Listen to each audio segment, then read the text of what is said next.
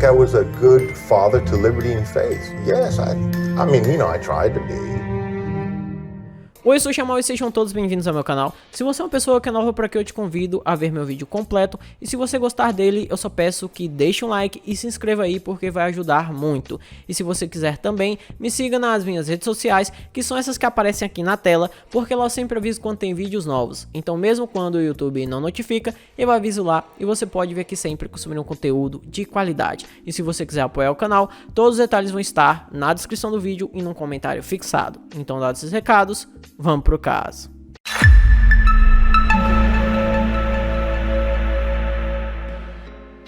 John David Battaglia Jr. veio de uma família católica de ascendência italiana. Como seu pai estava no exército, ele acabou nascendo na base militar em Enterprise, que fica no estado do Alabama, nos Estados Unidos, no dia 2 de agosto de 1955. Como fazia parte das Forças Armadas, John e sua família eram obrigados a se mudar com muita frequência. Eles chegaram a morar até mesmo na Alemanha por um curto período. Quando foi dispensado do serviço militar, no ano de 1970, John e sua família se mudaram para o Oregon, e foi lá onde o John Jr. teve seus primeiros anos escolares. Porém, após algum tempo, eles se mudaram para Nova Jersey. Além de suportar a dura vida militar e ter que se mudar constantemente, a família de John Jr. estava lidando com uma questão muito preocupante e delicada. Sua mãe, Julia, sofria de depressão severa, alcoolismo e doenças mentais, o que a levaria a tirar a própria vida em dezembro de 1972. Depois de se recuperar da perda da mãe, o John pensou em ingressar na área médica. Ele se matriculou na Fairleigh Dickinson University, a maior universidade privada de Nova Jersey. Inicialmente, ele ingressou lá como estudante de medicina, porém, após algum tempo, ele mudou o curso para contabilidade. Mas após ser influenciado por um amigo, ele acabou abandonando os estudos no ano de 1976. Sem uma profissão para mantê-lo ocupado, John tinha muito tempo livre e começou a usar esse tempo para usar drogas. Isso levou à cadeia por algumas vezes, até que ele resolveu seguir os passos do pai e decidiu se juntar ao exército, se alistando no corpo de fuzileiros navais, onde chegou ao posto de sargento. Após deixar o exército, ele resolveu terminar sua faculdade de contabilidade. Nessa época, ele e o pai resolveram se mudar para Dallas, no estado do Texas. Em 1985, John conheceu Michelle Getty, uma advogada de sucesso e mãe de um menino de 7 anos que era fruto de um casamento anterior. Michelle se apaixonou por John e pouco tempo após se conhecerem, eles logo se casaram. E em novembro de 1985, eles tiveram uma filha. E foi justamente nessa época que o lado obscuro do John começou a vir à tona. Certa vez, quando ele estava no carro com Michelle e o filho dela, ele se aborreceu com outro motorista na estrada. Então John pegou uma arma, ameaçou o homem e atirou para cima. Isso assustou muito Michelle e ela ficou surpresa com tamanha violência, mas como estava grávida, se sentiu presa naquela relação. Quando Michelle deu à luz a Christy, suas esperanças de que o comportamento de seu marido melhorasse logo foram por água abaixo. Durante uma discussão, o John chegou a esbofetear a Michelle, que estava com a Christy ainda muito pequena em seu colo, e as duas caíram no chão. Temendo por sua segurança e de seus filhos, a Michelle resolveu se separar do John em 1986. A separação só deixou o John cada vez mais perturbado. Ele ameaçava constantemente tirar a vida da Michelle, e a mulher, temendo por sua segurança e de seus filhos, se mudou para outro bairro e não deixava ele ter contato com as crianças. Mesmo que a Michelle tenha se mudado para outro bairro, o John foi atrás dela e mudou para a casa em frente à sua. John assediava Michelle constantemente. Ele se escondia nos arbustos, batia nas janelas e entrava na residência dela pela garagem quando a mulher estava no trabalho. O John perseguia a Michelle com seu carro pela cidade e de alguma forma que não foi explicada, ele conseguiu até mesmo grampear sua linha telefônica. Ele ligava constantemente para sua casa e seu escritório de advocacia, a qualquer hora do dia e da noite. Isso tudo para fazer ameaças. A Michelle então resolveu procurar a polícia para prestar queixa e o delegado implementou medidas para que o John não pudesse se aproximar dela. Mas isso não impediu que o John continuasse a assediá-la. Em janeiro de 1987, o John dirigiu o carro dele ao lado da Michelle e ele tentou forçá-la a entrar no canteiro central da rodovia. Então ele parou ao lado do veículo dela e apontou o dedo como se fosse uma arma. Após isso, ele jogou uma pedra pela janela aberta do veículo dela. Michelle apresentou mais uma denúncia contra John, dessa vez para que ele fosse preso por assédio e agressão. O John implorou para que ela retirasse as acusações, mas a mulher se recusou e ele foi preso. E após ser preso, passou vários dias na cadeia. Quando saiu da cadeia, o John pediu desculpas a Michelle por seu comportamento anterior e a perseguição contra ela parou, pelo menos por um curto período de tempo. O John acabou se tornando violento novamente e agrediu Michelle enquanto ela estava pegando sua filha Christy na escola. Depois de ter sido atingida por John e ter sido empurrada das escadas de sua casa, Michelle foi mais uma vez até a polícia. Novamente o John implorou para que a Michelle retirasse suas queixas, porém a mulher não fez o que ele queria. Novamente, após sair da prisão, o John foi até a escola da Christy enquanto a Michelle estava pegando a filha e se aproximando dela com um grande sorriso no rosto, ele disse: "Se eu for voltar para a prisão, eu vou fazer valer a pena." Então ele desferiu um soco no rosto da mulher que desmaiou instantaneamente. Devido a esse soco, a Michelle quebrou o nariz e deslocou a mandíbula e teve que passar 3 dias no hospital. Em 1987, ele foi levado a julgamento por ter agredido a Michelle. Ele se declarou culpado das acusações e foi condenado a 2 míseros anos de prisão. Então, se você já acha pouco ele ter sido condenado a 2 anos de prisão, ele pegou essa pena em liberdade condicional. Então foi a mesma coisa que nada. Como a Michelle havia fugido para o estado da Louisiana, aparentemente o John resolveu não persegui-la mais. Então, no ano de 1990, ele conheceu outra mulher. O John conheceu a Mary Jean, que vivia em Highland Park, que é um bairro que fica nos arredores do centro de Dallas, no Texas. Os dois se casaram em 6 de abril de 1991 e o pai da Mary Jean comprou uma grande casa em Highland Park, onde ela e John poderiam começar sua vida juntos. Certamente que olhando de fora, a vida da Mary Jean e do John parecia ser um verdadeiro exemplo de perfeição. Eles eram recém-casados, felizes e viviam em um bairro nobre. Porém, dentro das 4 paredes, a coisa era muito diferente. Na primeira noite após o casamento, Mary Jean teve um vislumbre do lado sombrio de John. Ela notou que ele ficava com raiva facilmente, tinha explosões violentas e gritava obscenidades para ela. No início, essas explosões eram ocasionais. Então, a mulher pensou que talvez ele estivesse apenas de mau humor. Cerca de 1 ano e meio depois de estarem casados, eles tiveram seu primeiro filho, uma menina chamada Mary Faith, que nasceu em 1992. 3 anos depois, eles tiveram outra filha, chamada Liberty May, que nasceu em 1995. As duas eram bem diferentes. A Mary adorava jogar futebol e a Liberty gostava de balé. John amava suas filhas e as meninas amavam o pai. Porém, suas explosões de raiva continuavam e se tornavam cada vez piores. A Mary Jean fez tudo o que pôde para manter seu casamento e sua família. Porém, depois de um tempo, manter a paz na casa era uma tarefa praticamente impossível. Certa noite, o abuso verbal de John se tornou físico novamente e Mary Jean ligou para o 911, registrando um boletim de ocorrência.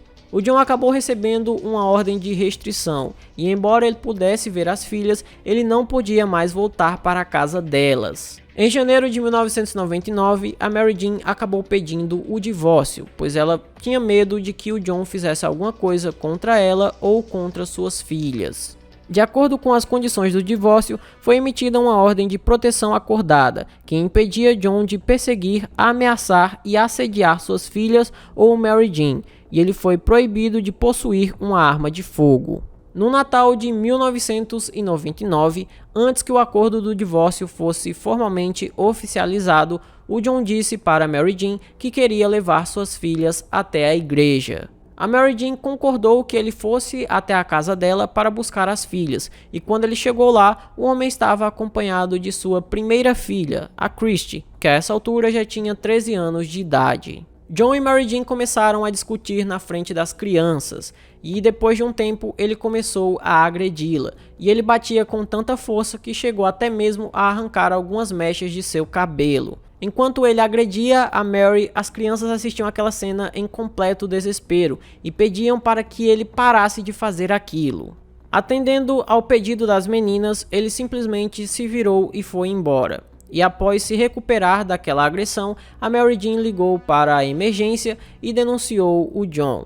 A polícia foi até a casa dele e prendeu o homem novamente, e ele foi condenado a mais 2 anos em liberdade condicional, além de ter que pagar uma mísera multa de $1000. Eu acho que a essa altura do vídeo vocês já perceberam que existe um padrão aqui. O John vai, agride as mulheres, não recebe uma pena adequada e volta a cometer as mesmas coisas novamente.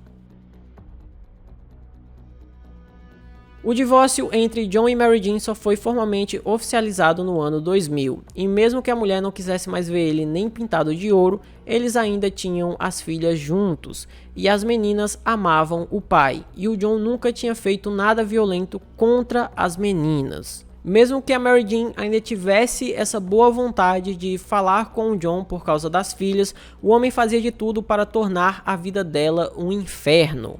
Em abril de 2001, na Páscoa, a Mary Jean acabou enviando uma quantia de $50 para a Christy como uma espécie de presente. Esse simples gesto de presentear a Christy deixou o John completamente furioso e ele enviou uma mensagem para Mary Jean ameaçando a mulher. Da próxima vez que você der $50 à minha filha, por que você não conta a ela que eu não tenho dinheiro para pagar sua faculdade porque tive que te bancar todos esses anos, sua porca, espero que morra. Isso foi a gota d'água para Mary Jean, que ligou para a polícia para denunciar o John por ameaça. Como resultado da denúncia, o John foi acusado de violar sua liberdade condicional e um mandado de prisão foi emitido contra ele. Mas ele foi informado por um agente prisional que não seria preso na frente das filhas e ele teria direito a falar com elas uma última vez antes de ser preso.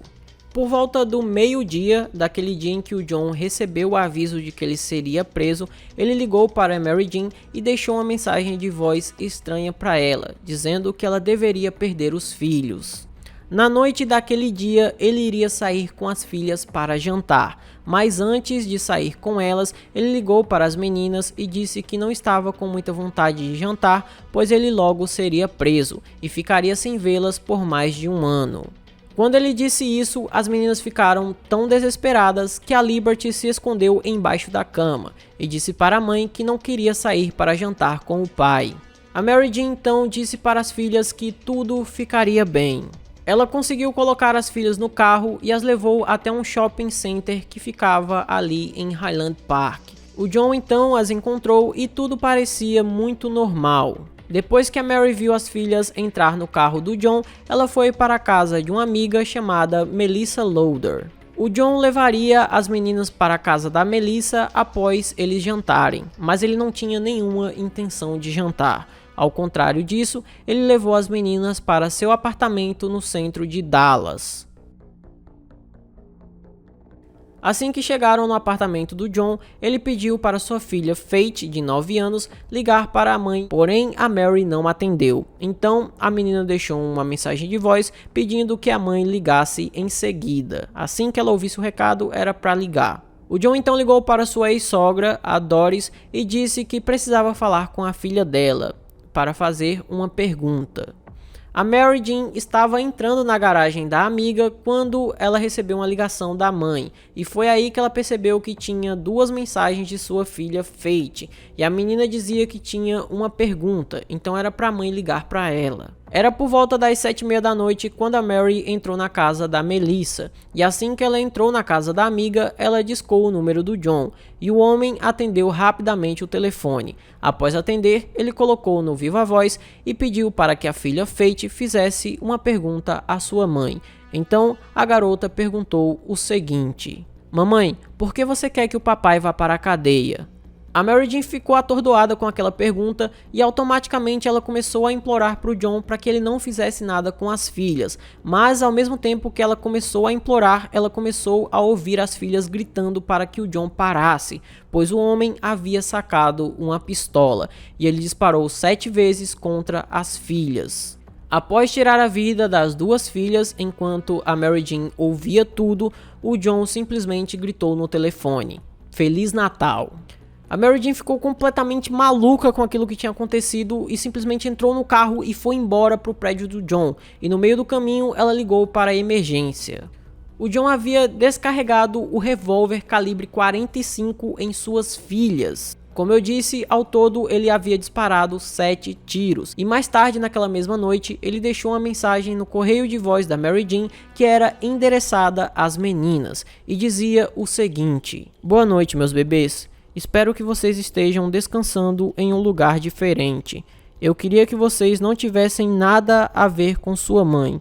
Ela é má, cruel e estúpida. Vocês estarão livres dela. Eu amo vocês. Tchau." Depois do crime, o John se encontrou com uma namorada que ele tinha na época e foi até um bar em Dallas. Depois disso, ele foi até um estúdio de tatuagem. Nesse estúdio, ele pediu para que fossem tatuadas nele 2 rosas, e essas rosas estariam enroladas em arame farpado.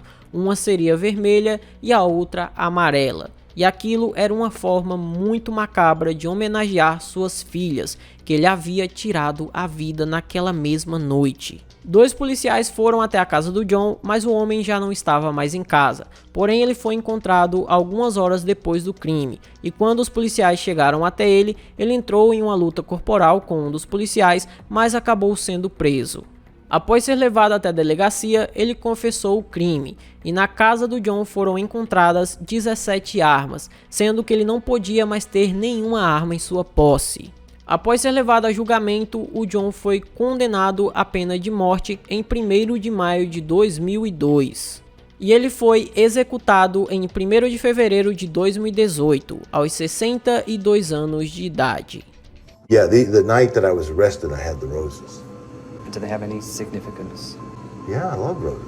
Oh, what are my feelings towards my execution day?